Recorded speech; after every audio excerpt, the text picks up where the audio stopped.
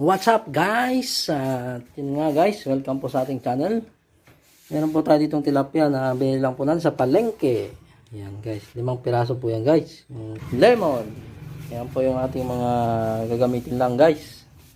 Yan, mayroong bawang, sibuyas, lemon, yan, may pamintang pino, sili, toyo, siyempre.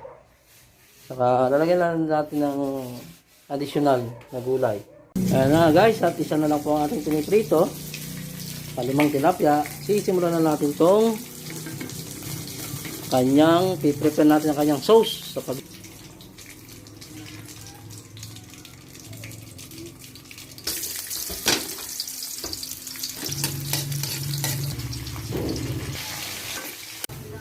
ayun na siya guys. Uy, mainit pa yung mainit pa